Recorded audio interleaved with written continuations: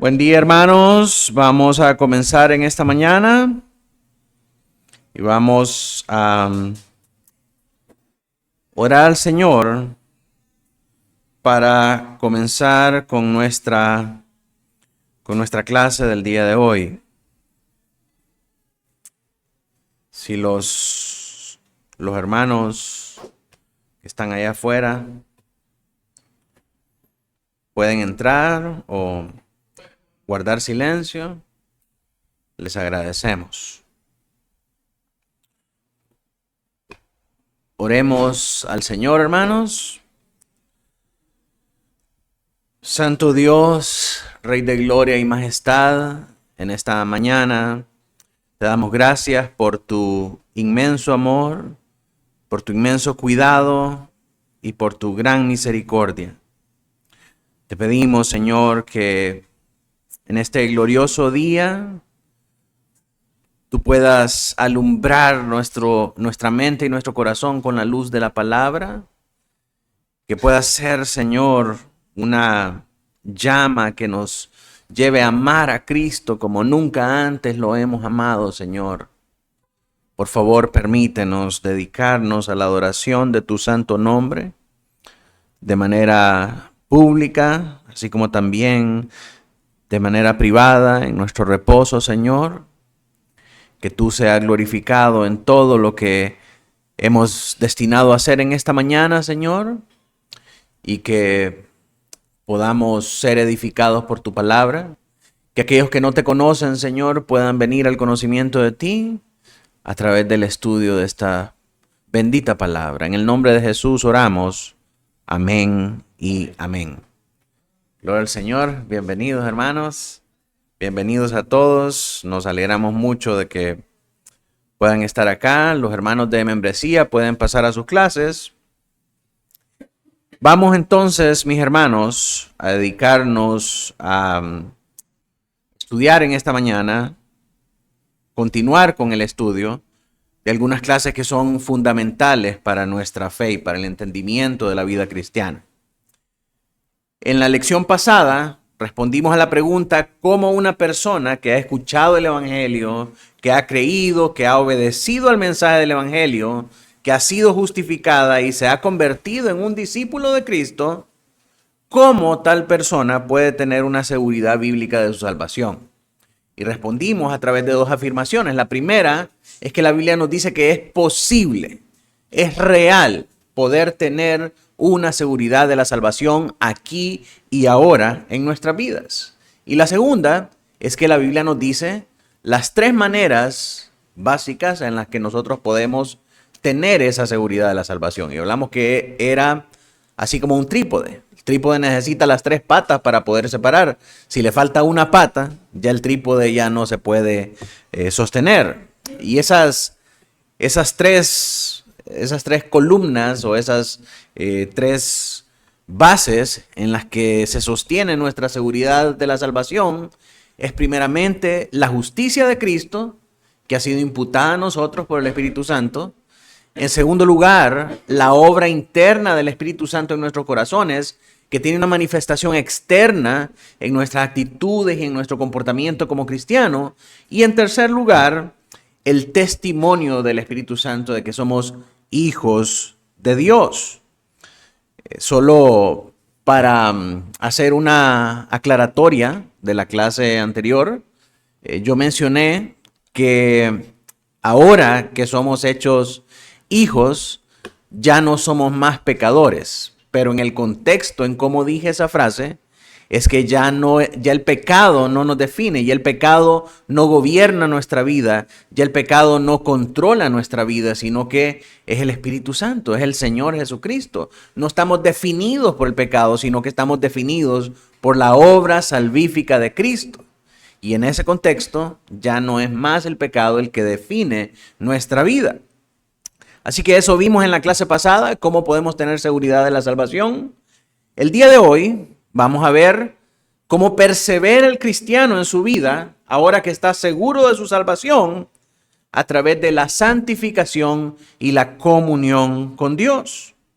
El cristiano que ha escuchado el evangelio verdadero, que ha creído que ha obedecido a este mensaje y que ha sido justificado por Cristo, se ha convertido en un discípulo de Cristo y está seguro bíblicamente de su salvación, tiene un compromiso permanente, mis hermanos, de vivir en santidad y en comunión con Dios. Y esas son los dos elementos principales que vamos a tratar en nuestra clase del día de hoy. La santificación y la comunión con Dios, como una está concatenada con la otra. Ahora, cuando hablamos de estas cosas, de la santificación y de la comunión con Dios, ¿por qué eso es importante? Creo que por dos razones. La primera es que cuando el hombre cayó en pecado, allá en el huerto, perdió el estado natural con el que había sido creado de santificación y comunión con Dios. Desde el momento en que el hombre peca, su relación con Dios no fue igual. Ahora el hombre se esconde de Dios y como consecuencia de ese pecado fue echado del lugar de la comunión perfecta que tenía con Dios.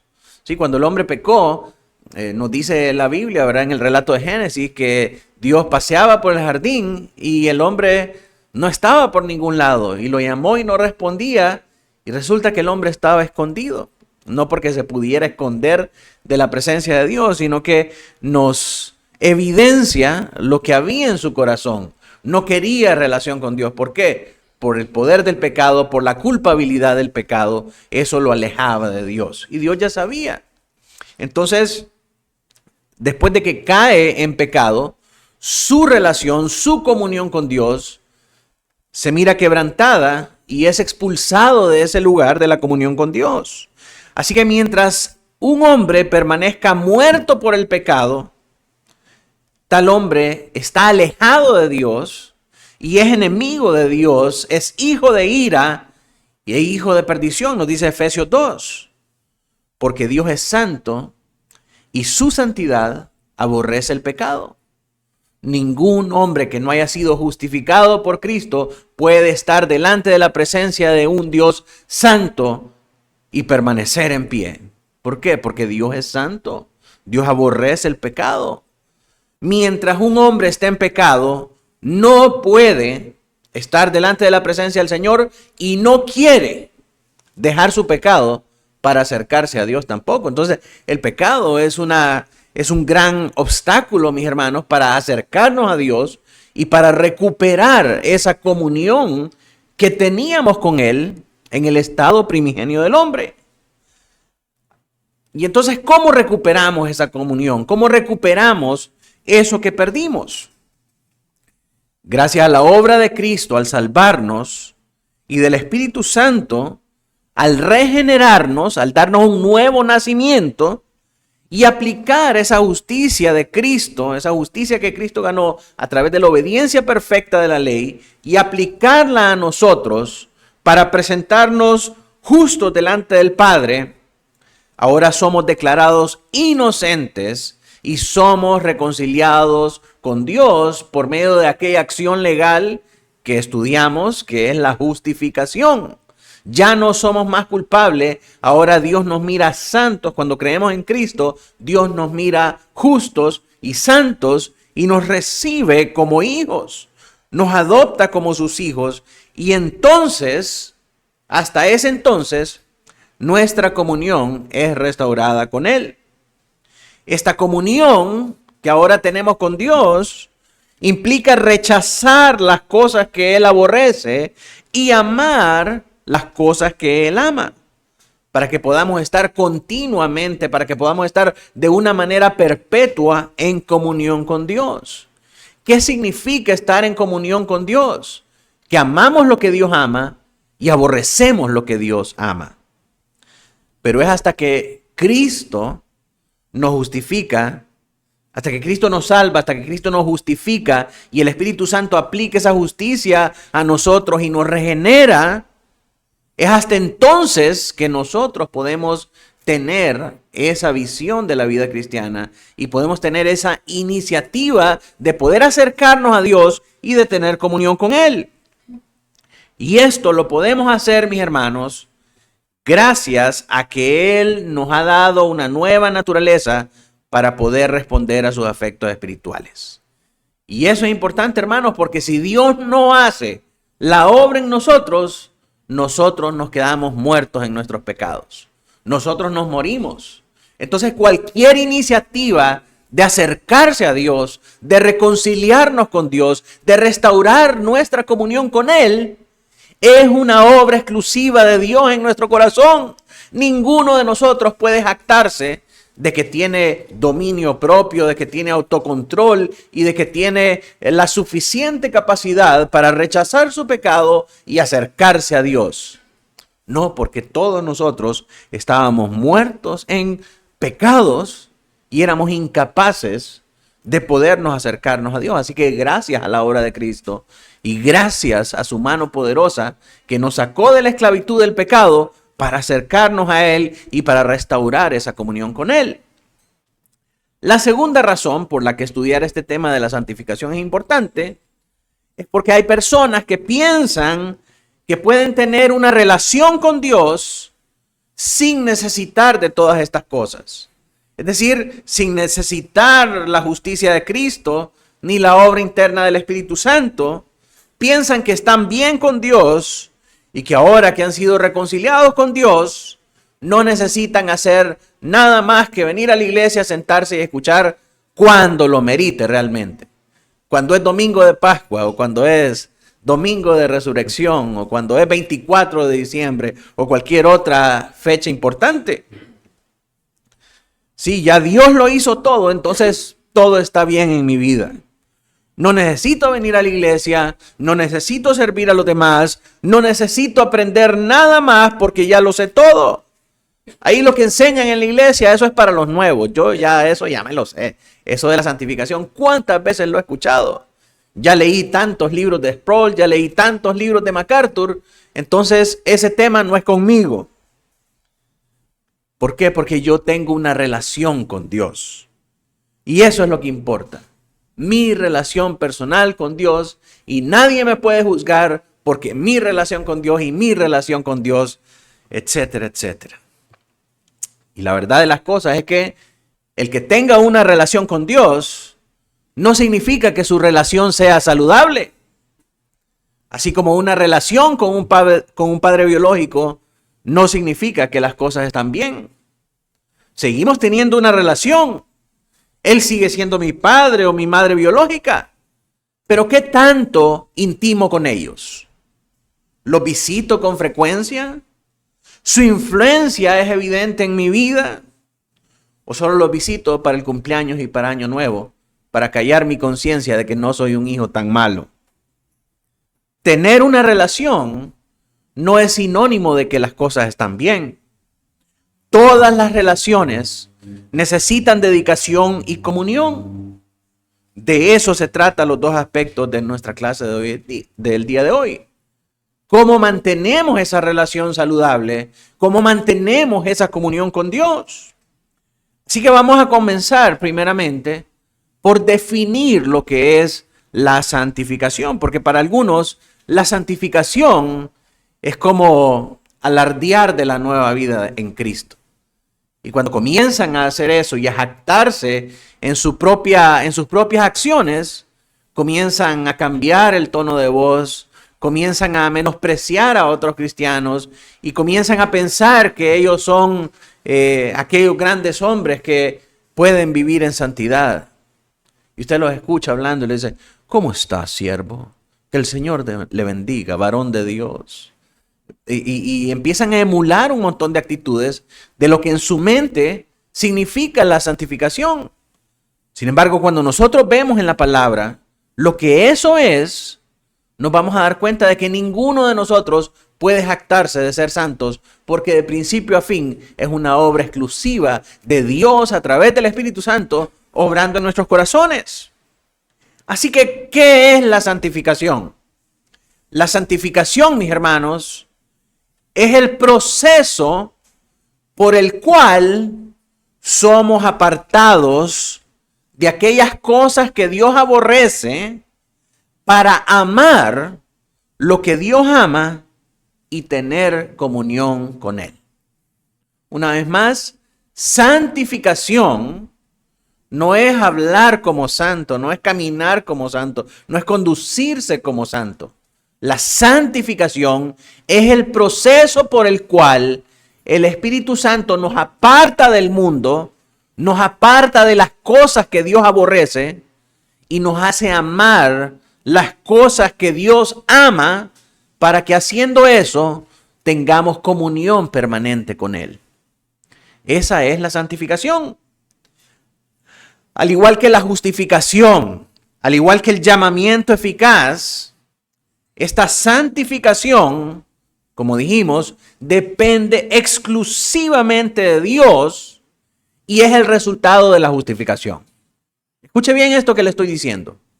Cuando Dios nos declara justos en el cielo, a través de esa obra legal, Dios nos declara justos porque el sacrificio de Cristo fue suficiente, fue perfecto, pagó nuestros pecados, entonces somos justos delante del Padre. El resultado inmediato de esa justificación es la santificación. Dios nos mira justos, pero también nos mira santos. Somos santos delante de Él por la obra de Cristo que nos santificó. Cristo nos separa del mundo para Él. El Espíritu nos inserta en Cristo y ahora somos justos y somos santos. Así que la santificación se da en dos instancias. Una celestial o espiritual y otra terrenal. La instancia celestial o espiritual es esa identidad espiritual que nosotros tenemos. Que somos santos porque Jesús nos hizo santos. Nos limpió de toda inmundicia de pecado. Nos presentó delante del Padre puros y sin manchas. A esto, mis hermanos, los teólogos le llaman santidad posicional. Y habla de que somos santos porque estamos insertados en Cristo. ¿Sí? Esa es nuestra identidad celestial y espiritual. Cuando vemos que el Señor habla a las iglesias, los llama santos, los santos en la iglesia de Corintios, los santos en la iglesia de Filipos, los santos aquí, los santos allá. Si nos llamara a nosotros que estamos aquí en la iglesia como miembros, justificados por la sangre de Cristo, nos llamaría también santos. Pero cuando nos vemos alrededor y pensamos y vemos nuestros comportamientos, vemos los problemas y los pecados con los que batallamos, decimos nosotros, ¿cómo es posible de que la Biblia pueda decir que somos santos? Que somos su pueblo santo. Si somos más pecadores, si somos más cachudos, diría alguien ahí. Si somos más cachudos que cualquier otro hermano. O sea, tenemos los mismos problemas. Claro, no nos dejamos vencer por ellos, combatimos contra esas cosas, nos apartamos de esas cosas porque queremos agradar a Dios. Pero en cierta medida nos siguen afectando por nuestra naturaleza pecaminosa. Y entonces, ¿cómo es que Dios nos dice santos? Porque esa es nuestra identidad en Cristo. Es una identidad celestial, es una identidad espiritual, es el resultado definitivo de la obra de Cristo al final de este mundo. Sí, cuando nosotros muramos, vamos a ser santos porque Cristo pagó por nosotros, Cristo nos santificó. Entonces, cuando la Biblia dice santos, está hablando de nuestra identidad espiritual. Somos santos porque estamos en Cristo. Ahora, la instancia terrenal de esta santidad o de esta santificación es nuestra lucha constante contra el pecado remanente para lograr santificarnos por amor a la comunión con Dios. Si ahora amamos a Cristo, aborrecemos nuestro pecado, vemos nuestra vida y nos dolemos a causa de las cosas que nos afectan y como nuestra incapacidad de poder amar plenamente a Cristo. Nuestro pecado nos aleja de Él y quisiéramos estar más cerca de Él. Esa es nuestra realidad. Amamos la comunión con Dios, amamos estar en comunión con Dios, pero necesitamos hacer algo acerca de nuestro pecado. Esa iniciativa en nuestro corazón de dejar las cosas que el Señor aborrece y amar las cosas que el Señor ama, es a lo que los teólogos llaman santidad progresiva. Y esto da una idea de continuidad y de progresión. Estamos continuamente avanzando y progresando en poner a muerte nuestros pecados para poder amar a Dios y poder tener comunión con Él. Entonces, en resumen, somos santos. La Biblia nos llama santos porque estamos insertados en Cristo. Sí, esa es una situación que obedece a nuestra identidad y a nuestra realidad espiritual, pero en nuestro día a día seguimos batallando con el pecado. Estamos lejos de ser santos, pero la obra de Cristo en nuestros corazones, a través de la justificación y a través de esa santidad que tenemos en Cristo, nos hace ir apartándonos de nuestro pecado para acercarnos más a Dios. Y esa es la santificación progresiva. Con eso tratamos aquí en la tierra. La diferencia es que mientras una ya ha sido completada, la otra todavía es una obra en proceso. Así como nuestra identidad celestial y nuestra realidad temporal. Cuando estudiamos los miércoles el libro del Apocalipsis, nos damos cuenta que esta es una realidad que se contrasta continuamente en la Biblia. Vemos por un lado la mujer en el cielo que está siendo protegida por Dios, y vemos en la tierra la mujer en el desierto que está perseguida, que está siendo perseguida por el dragón. ¿Sí? Vemos entonces que una cosa es nuestra identidad espiritual y otra cosa es la realidad terrenal, las cosas que tenemos que pasar aquí en la tierra. Aunque espiritualmente ya Dios nos mira sentados en lugares celestiales, usted ahorita está sentado aquí en la iglesia, está sentado en la silla de la iglesia. Pero sabemos que cuando Dios nos dice eso, está hablando acerca de nuestro destino final, nuestro destino definitivo.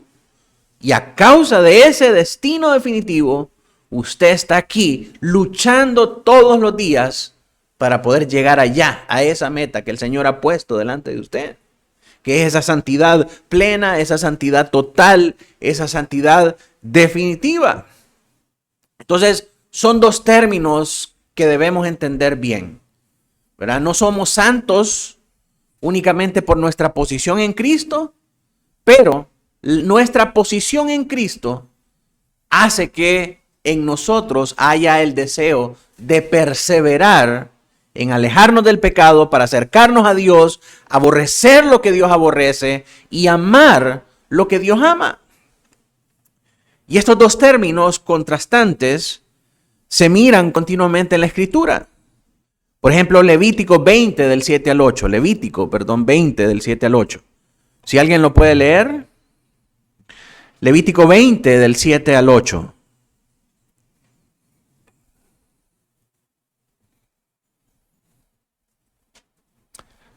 Alguien que vaya buscando también, 1 Corintios 6:11. Otra persona que busque 1 Tesalonicenses 4 del 7 al 8. Y alguien que busque 1 Corintios 1:2. Léalo.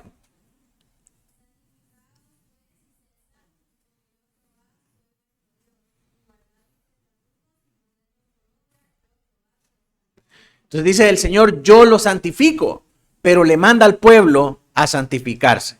Entonces alguien podría decir, hay redundancia o hay error ahí en la Biblia, porque los está mandando a santificar, pero al mismo tiempo dice, yo soy el que los santifico. ¿Verdad? Ahí vemos ese contraste de estas dos situaciones, nuestra identidad espiritual a través de esta santidad posicional y el esfuerzo que nosotros tenemos que hacer con la ayuda del Señor para santificarnos continuamente. A eso es lo que llamamos o con lo que nos referimos cuando decimos santificación progresiva. Primera de Corintios 6:11. ¿Alguien lo tiene?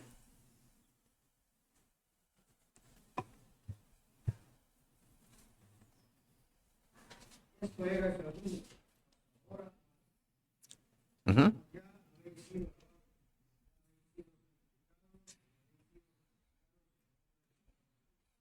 Amén. Amén. Este verso nos habla acerca de la santificación. Después de haber dicho lo que eran muchos en la iglesia de Corintios, adúlteros, fornicarios, borrachos, ladrones, indecentes, inmorales, que se acuestan varón con varón, de todas las cosas, dice, esto erais, pero ahora han sido primeramente justificados en el nombre del Señor. Y a causa de que han sido justificados, entonces ahora pueden ser santificados. ¿Sí? La justificación produce en nosotros esta santificación que es por medio del Espíritu Santo, no un esfuerzo humano de nosotros. Claro, es nuestra obra, es algo que nosotros hacemos, pero de principio a fin está impulsado por el Espíritu Santo. Entonces aquí se identifica claramente que esta justificación trae como resultado este deseo de ser santificado. Primera de Tesalonicenses 4:7.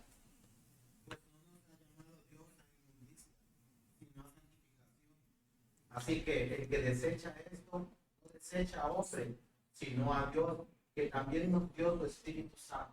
Amén. Entonces, cuando el Señor nos llama a santificación. Cuando el Señor nos justifica, nos salva, nos justifica, nos lleva por esa senda de la santificación. Mis hermanos, Dios no salva a nadie para dejarlo en su propia inmundicia, para que siga viviendo como quiere vivir, para que siga haciendo las cosas que quiere hacer. Dios lo lleva hacia este proceso de santificación, que es aborrecer lo que Dios aborrece para amar lo que Dios ama. Primera de Corintios 1:2.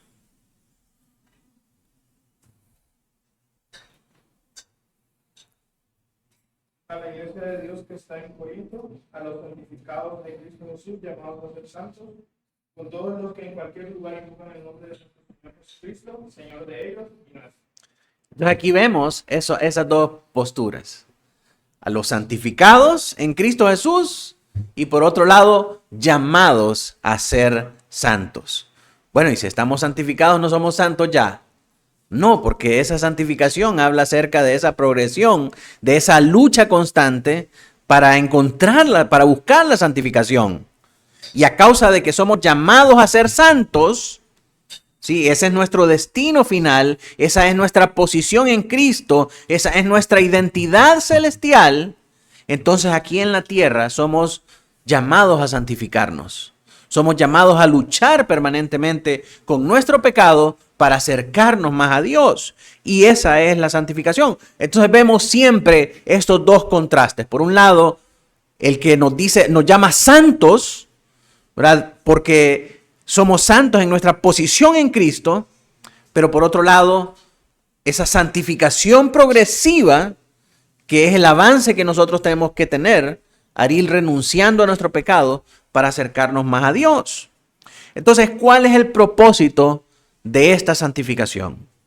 Que usted pueda presumir ante sus amigos de que es más santo y que ellos son pecadores. No. Esta santificación tiene un propósito específico por la cual Dios nos la da. En primer lugar, es para librarnos del pecado. ¿Sí? Si el Señor nos salva, si el Señor nos rescata, hermanos, no quiere que sigamos siendo esclavos del pecado. Dios quiere que seamos libres de esas cosas, porque esas cosas nos llevan hacia la destrucción. Esas prácticas son en perjuicio de nuestra vida y en perjuicio de aquellos que amamos y primeramente en perjuicio de Dios. Entonces, Dios quiere librarnos del pecado, Dios quiere libertarnos del pecado y por esa causa Él nos faculta por medio de su Espíritu Santo para santificarnos. En segundo lugar, para conformarnos a la imagen de Cristo. Si la vida cristiana tiene como propósito que cada día más nos parezcamos a Cristo. Y esta es una pregunta que nosotros debemos hacernos todos los días. ¿Me parezco a Cristo? ¿O me parezco a mi papá? ¿Me parezco a mi pastor? ¿Me parezco a mi abuelo? ¿Me parezco a este? ¿Me parezco al otro? Y todos los días se va a dar cuenta que está lejos de parecerse a Cristo. Pero eso no lo tiene que desmotivar, sino que tiene que animarlo a seguir perseverando, a seguir santificándose, para que podamos un día, como dice el salmista, despertar a la semejanza de nuestro Dios. Porque hemos sido transformados con un cuerpo glorificado, con el de Cristo. Esa es nuestra meta. Su meta no es haber leído la Biblia en un año. No es ser impecable en el plan de lectura. Su meta no es ser un buen pastor, ser un buen hermano, no faltar a los cultos. Su meta como cristiano, mi hermano, es parecerse a Cristo. Esa es la meta suprema. Hacia eso apuntamos. Si en todo lo demás somos buenos, bendito sea Dios. Siervos inútiles, nos dice Cristo, porque hicimos lo que teníamos que hacer. Lo que el Señor nos dijo que hiciéramos, eso estamos haciendo. Pero no podemos conformarnos con ser buenos cristianos, obedientes y que cumplen con todo. Tenemos que buscar, tenemos que aspirar a ser como Cristo, a ser conformados a la imagen de Cristo. Y entonces para eso el Señor nos dio la santificación. Entonces, para liberarnos del pecado, para conformarnos a la imagen de Cristo y en tercer lugar, para luchar permanentemente contra el pecado.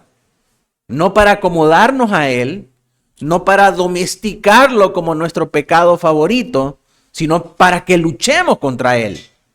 Entonces, estos son los tres propósitos con los que el Señor nos da la santificación. Librarnos del pecado, conformarnos a la imagen de Cristo y llevarnos a luchar continuamente con el pecado para no acomodarnos a él. Así que en primer lugar, miremos esto, liberarnos del pecado. Cuando somos constituidos en nuevas criaturas, Dios nos liberta de la esclavitud del pecado, Dios nos liberta de la culpa del pecado y nos liberta del poder del pecado para que podamos andar en una vida nueva. No en los mismos pecados que cometíamos antes. Porque si venimos a Cristo, pero seguimos haciendo las cosas que hacíamos antes, no hemos sido verdaderamente salvos. Seguimos estando presa de esos mismos pecados. Primera de Corintios 1, del 26 al 31. Si alguien me lo puede leer, mis hermanos.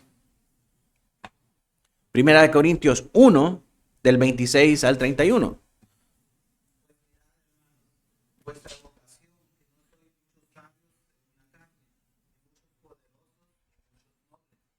sino que lo necio del mundo escogió Dios para avergonzar a los sabios, y lo débil del mundo escogió Dios para avergonzar a los fuertes, y lo vil del mundo y lo menospreciado escogió Dios, y lo que no es para deshacer lo que es, a fin de que nadie se jacte en su presencia, mas por él estáis vosotros en Cristo Jesús, el cual nos ha sido hecho por Dios sabiduría, justificación, santificación y redención.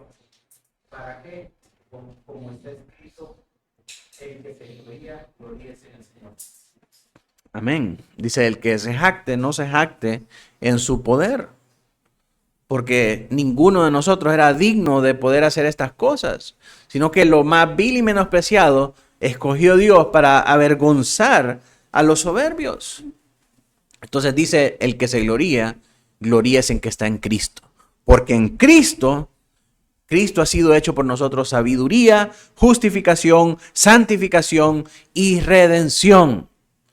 En otras palabras, en Cristo hemos recibido nosotros esta sabiduría de Dios para pensar como Dios, para sentir como Dios, para amar las cosas que Dios ama, para aborrecer las cosas que Dios aborrece. Hemos sido justificados y hemos recibido esta santificación en Cristo. Entonces, si nos vamos a gloriar, debemos gloriarnos en el Señor. No en nuestra capacidad para hacer las cosas, no en nuestros pecados, sino que en esta habilitación que Dios nos ha dado por medio de Cristo para poder apartarnos de nuestro pecado y acercarnos más a Dios. si nuestros pecados todavía nos dominan, es justo preguntarnos, ¿de qué nos salvó Dios? ¿De qué nos salvó Dios si todavía estamos siendo presas de esos pecados? La santificación es la manera en la que nosotros andamos en esa vida nueva que hemos recibido de parte de Dios. De hecho, la santificación es lo que significa andar en esta vida nueva. En segundo lugar, conformarnos a la imagen de Cristo. Romanos 8:29, si alguien puede leerlo.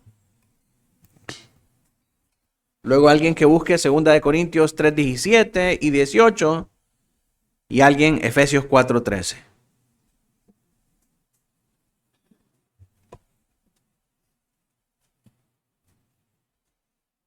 Porque a los que antes conoció, también los destinó conforme a la imagen de Cristo, para que él sea el primogénito entre muchos hermanos. Amén.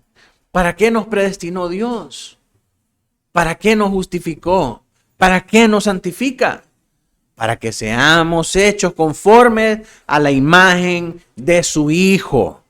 Ese es el propósito de nuestra vida cristiana. No es para que usted aparente y para que usted haga alarde de que es santo y de que es cristiano y de que tenga privilegios en cualquier lado. No, es para que usted se transforme, sea conformado en la imagen del Señor Jesucristo. 2 de Corintios 3:17 y 18, si alguien lo tiene. Hermano Marco.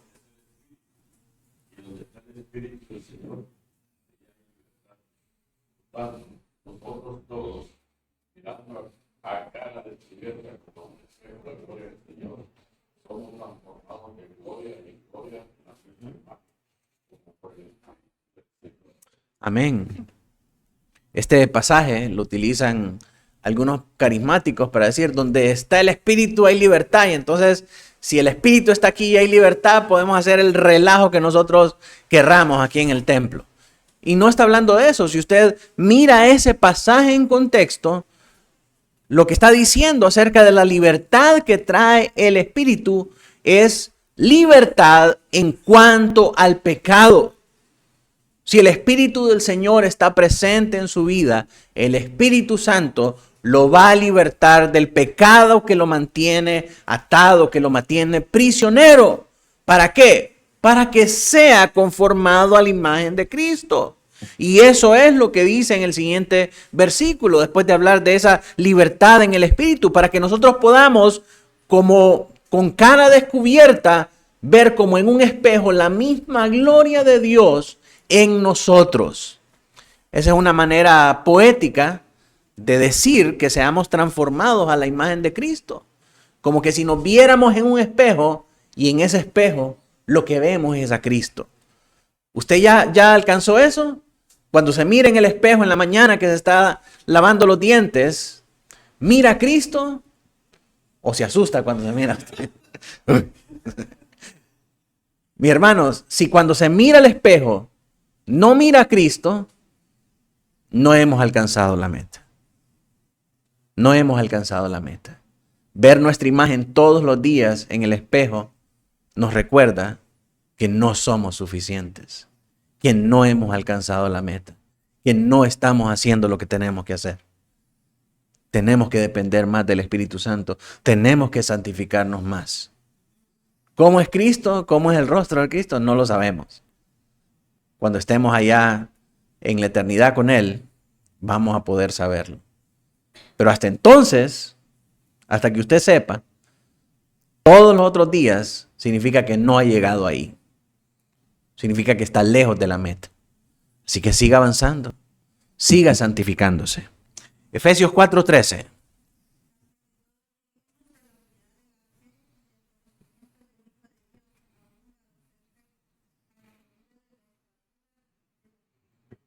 Sí, Pablo pone ahí a los efesios la barra hasta donde tenemos que llegar. ¿Cuál es? La estatura de la plenitud de Cristo. Así que mis hermanos, nuestra santificación no está terminada hasta que lleguemos ahí. Todos los días tenemos que santificarnos. Pero Dios, gracias hermanos, que esa libertad que tenemos en el Espíritu y esa justificación que Dios nos ha dado, nos faculta a nosotros para seguir progresando, para seguir avanzando en esa santificación. En tercer lugar, la lucha permanente contra el pecado. La santificación es en esencia y por definición, hermanos, guerra espiritual.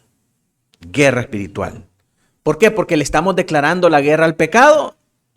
La gente quiere andar ahí entreteniéndose, guerreando contra las cosas que no pueden ver, cuando todavía tienen problemas con las cosas que sí pueden ver en sus vidas. Todavía tienen el problema con la lujuria, todavía tienen problema con el enojo, todavía tienen problema con el pecado diariamente. Pero quieren andar ahí combatiendo contra espíritus territoriales y esto y el otro, cosas que no ven.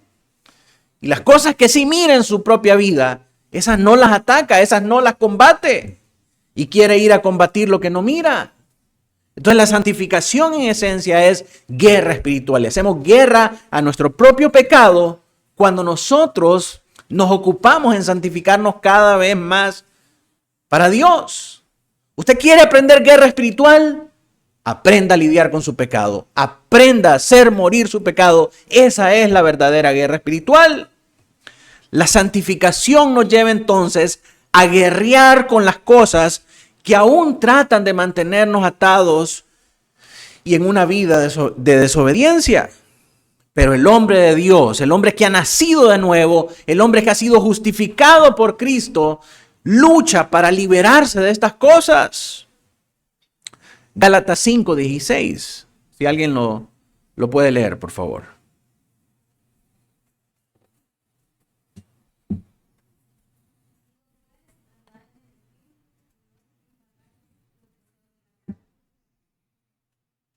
Sigamos, 17 hasta el 18.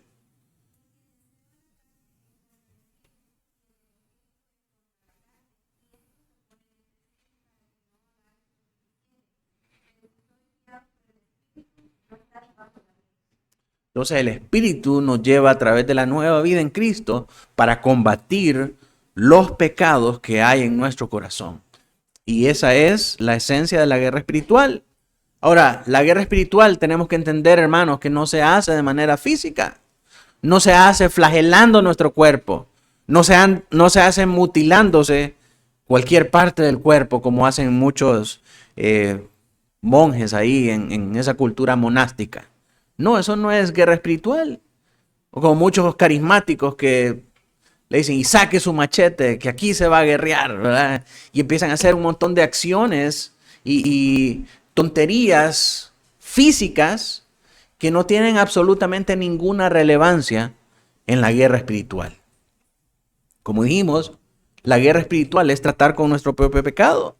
¿Cómo la peleamos? No la peleamos mutilándonos, no la peleamos flagelándonos, no, la peleamos dependiendo de Dios, aferrándonos a Dios, buscando de Dios, apartándonos de las cosas que nos apartan de Dios, amando más a Dios y dependiendo más de Él.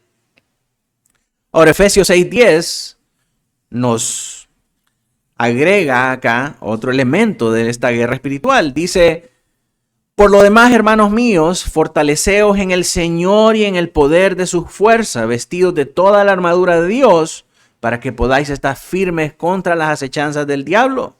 Porque no tenemos lucha contra sangre y carne, sino contra principados, contra potestades, contra los gobernadores de las tinieblas de este siglo, contra las huestes espirituales de maldad en las regiones celestes. Por tanto, tomad toda la armadura de Dios para que podáis resistir en el día malo y habiendo acabado todo, estar firmes. Ajá, pastor, usted dice que no es contra espíritu, pero aquí está diciendo Pablo lo contrario. Entonces, ¿cómo es la cosa? Nuestros enemigos definitivamente son invisibles. Están en nuestros corazones pecaminosos. Y a pesar de que Pablo dice que luchamos contra huestes celestiales, la manera en la que estas huestes nos afectan, ponga atención acá, la manera en que estas huestes celestiales nos afectan es a través de corrientes ideológicas, a través de movimientos, a través de gobiernos, a través de pensamientos reprobados que persiguen desde afuera o dividen desde adentro a la iglesia y nos separan de la comunión con Dios y de nuestros hermanos. Sí, de esta manera operan los espíritus en las huestes celestiales. Lo vemos en la persecución al pueblo de Dios en Apocalipsis. Lo vemos en el libro de Daniel. Lo vemos con el pueblo del Señor en Egipto. Que detrás de los gobernantes y detrás de esa acción de opresión para el pueblo, habían espíritus que estaban moviendo el corazón y el pensamiento de los gobernantes de ese momento. De esa manera operan los demonios y estos espíritus, ejerciendo influencia sobre las cosas que están a nuestro alrededor para que nuestro corazón pecaminoso reaccione a esas cosas. Entonces, a través de la santificación, luchamos con estos enemigos que no son ni de carne ni de hueso. Tenemos que saber, mis hermanos, que el diablo y sus secuaces no son omniscientes, no conocen todas las cosas, tampoco son omnipresentes, no pueden estar en todos los lugares, ni tampoco son omnipotentes, no tienen un poder ilimitado. Están restringidos y están sujetos al poder y a la voluntad de Dios. Si algo nos ha enseñado el libro de Apocalipsis es eso, que todas las cosas que pasan y todo el efecto demoníaco, tanto para perseguir a la iglesia como para confundir a los impíos, todo está bajo el poder y la autoridad de Dios. Entonces, si nosotros queremos hacer una guerra espiritual eficiente contra estas cosas, no tenemos que ir y perseguirlas porque son espíritus. ¿Cómo va a pelear la carne contra un espíritu, hermano? No podemos. La única manera efectiva de llevar a cabo una guerra espiritual es dependiendo de Dios, es aferrándonos a Dios. Y cuando usted mira ahí las instrucciones de Pablo para los cristianos en Éfeso de ponerse la armadura, no tiene que ver con ponerse una armadura física. Muchas iglesias hacen esa tontería de emular o hacer la mímica de que se están poniendo un casco y un cinturón y un escudo y agarran la Biblia y están haciendo un montón de ademanes que no tienen absolutamente nada que ver con la guerra espiritual. Cuando usted lee en contexto Efesios, vaya a su casa y lea nuevamente este capítulo 6 de Efesios, del versículo 12 en adelante, donde habla acerca de la armadura espiritual, usted se va a dar cuenta que tiene que ver con la obra de Jesucristo y con los medios de gracia que el Señor nos dio para pelear contra los efectos de los enemigos de nuestra carne y de nuestro corazón. Porque lo primero que se pone es el yelmo de la salvación. Solamente en Jesucristo tenemos salvación. Es la obra de Cristo la que nos puede dar estas armas, estos medios de gracia para combatir a los enemigos de nuestra fe. Entonces, la armadura del cristiano es un elemento didáctico, es un elemento pedagógico que utiliza Pablo para hacernos entender que cualquier victoria que nosotros querramos tener sobre las huestes del mal proviene en primer lugar de la obra de Cristo. Fuera de la obra de Cristo no puede haber victoria sobre estas cosas espirituales. Es la obra de Cristo la que nos va a dar la victoria. Y en segundo lugar, por la obra de Cristo recibimos los medios de gracia que nos llevan a depender más de Dios para que sea Dios el que ponga nuestros enemigos bajo el estrado de sus pies. Esa es la guerra espiritual. No es andar limpiando los aires, no es andar echando aceite por todos lados, no es andar haciendo todo tipo de tonterías. ¿Cómo es posible la santificación? Aunque es algo que nosotros hacemos y es algo por lo que somos responsables delante de Dios, es algo que Dios hace en nosotros. Filipenses 2 del 12 al 13. ¿Quién lo lee? Filipenses 2 del 12 al 13.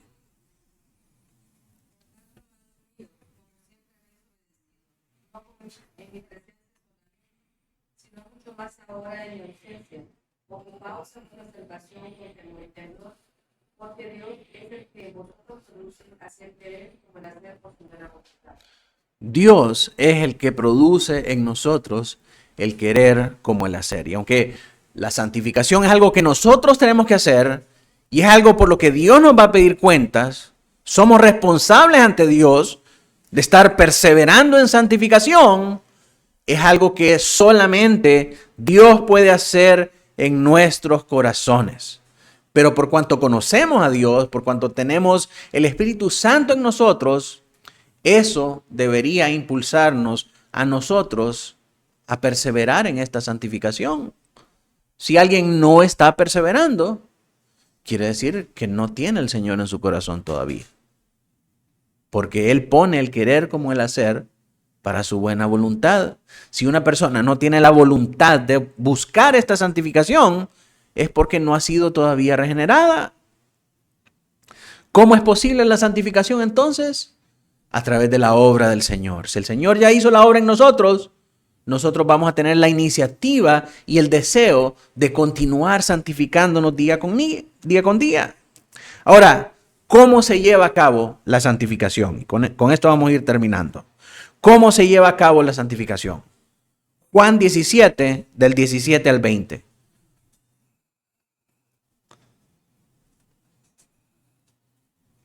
¿Alguien que no haya leído todavía? Vamos a ver.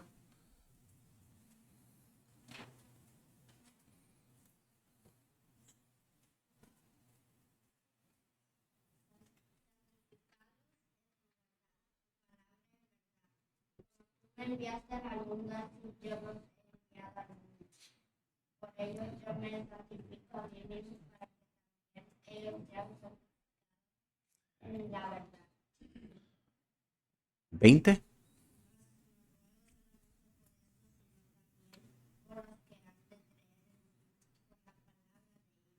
Amén. Dice el Señor Jesucristo haciendo su oración sacerdotal sobre sus discípulos antes de irse. Le pide al Padre, santifícalos en tu verdad. Tu palabra es la verdad. Entonces, ¿qué nos santifica? La palabra de Dios. Si alguien quiere buscar la santificación, si alguien quiere perseverar en esa santificación, si alguien quiere hacer guerra espiritual eficiente, ¿qué tiene que hacer? Ir a la palabra de Dios. Buscar más, leer más la palabra de Dios, para que la palabra de Dios lo santifique en la verdad. Pero cuando mira todos esos movimientos que andan haciendo guerra espiritual, lo menos que tienen es palabra. Lo menos que hacen es leer la palabra del Señor. Y si la leen de manera superficial, cherry picking, como dicen en Estados Unidos, sacando únicamente lo que, como cuando uno recoge cerezas, que solamente cuando cosecha cerezas, que solamente cosecha las que están buenas, ¿verdad? Esta por aquí, esta por allá y esta por allá. Eso es buscar solamente los versículos que les sirven para justificar las cosas malas que ellos hacen, sin considerar el contexto ni nada de lo que está hablando verdaderamente un texto ahí. Entonces, ¿cómo podemos nosotros guerrear contra nuestro pecado? ¿Cómo podemos ser santificados? ¿Cómo podemos avanzar en esta madurez cristiana, abandonando las cosas que Dios aborrece y amando las cosas que Dios ama? Leyendo su palabra, porque la palabra de Dios nos santifica. Hechos 2, 40 al 42.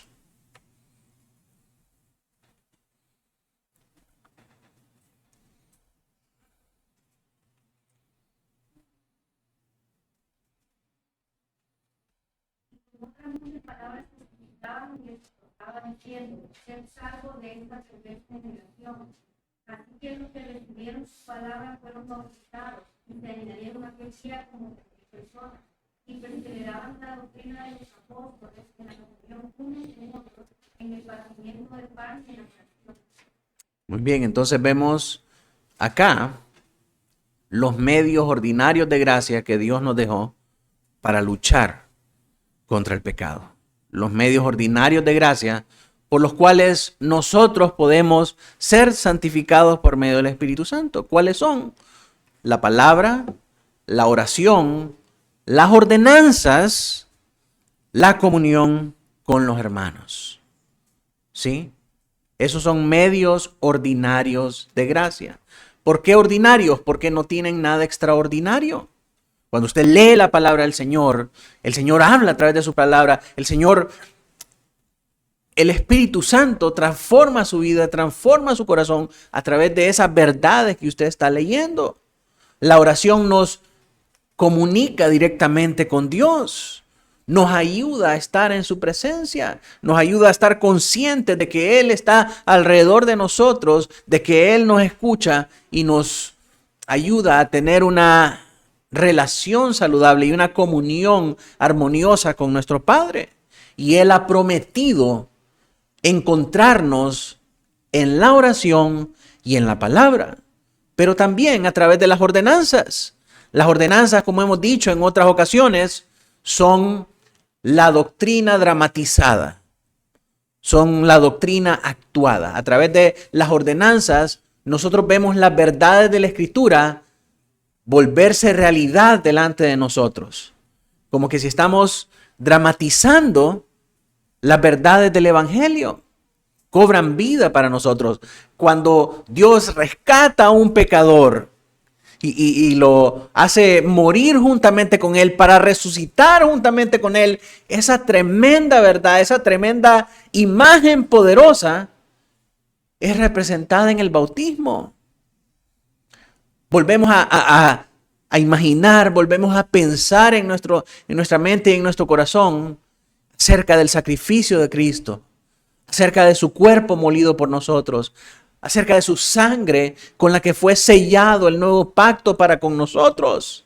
Pensar en esa copita de vino y pensar en ese pedacito de pan nos lleva a nosotros a revivir la pasión de nuestro Señor Jesucristo. Y eso es algo hermoso. Al ver esas cosas, al recordar esas cosas, al contemplar la maravilla del poder de Dios, mis hermanos, el Señor nos encuentra. El Señor establece su comunión con nosotros. En esos elementos, en esas actividades, las ordenanzas son un medio poderoso para ver y sentir la presencia de Dios en medio de nosotros. Y nos ayudan a guerrear y a pelear contra nuestros enemigos. También la comunión con otros hermanos, el estar en medio de la familia de la fe, el ser animados, el ser exhortados, el escuchar a nuestros hermanos cantando, el escuchar a nuestros hermanos leyendo la palabra del Señor, orando los unos por los otros, sirviéndonos y disfrutando todo este tiempo. La Biblia dice que Dios habita en medio de la alabanza de su pueblo. Entonces esa comunión es un medio por el cual nosotros nos encontramos a Dios y Dios promete estar con nosotros ahí en medio de esas cosas. Su palabra, la oración, las ordenanzas, la comunión con su pueblo santo. Así que estas cosas nos las ha dejado el Señor para que nosotros podamos santificarnos. No las tengamos en poco, mis hermanos, porque son las únicas armas que tenemos.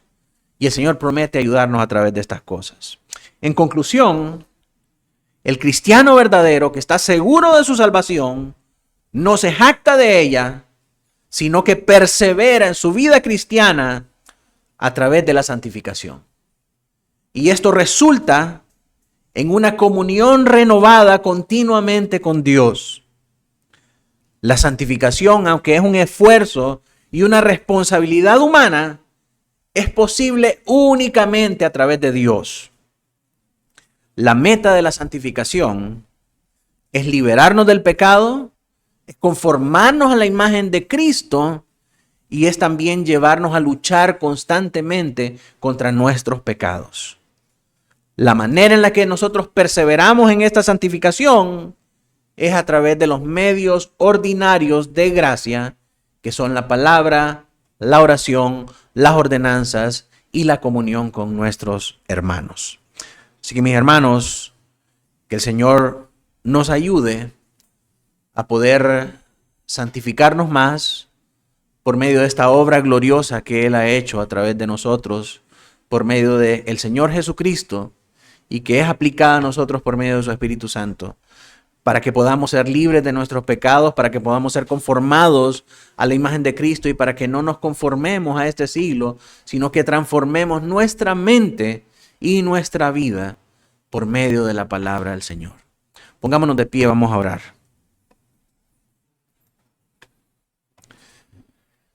Señor Dios Todopoderoso, te damos gracias en esta mañana por hablar estas cosas a nuestros corazones, para llevarnos a recordar, Señor, nuevamente tus palabras y tus promesas, Señor, en las cuales tú nos has dicho que podemos encontrarte cuando te buscamos. Ayúdanos a aferrarnos, Señor, a estos medios para combatir eficazmente a aquellos enemigos de nuestro corazón, y que al hacerlo, Señor, podamos depender más de ti, podamos tener una comunión más profunda contigo, Señor, para que en el día menos pensado, en el día cuando tú lo decidas, Señor, podamos expresarte así como el salmista: en cuanto a mí, estaré contento cuando pueda despertar a tu semejanza.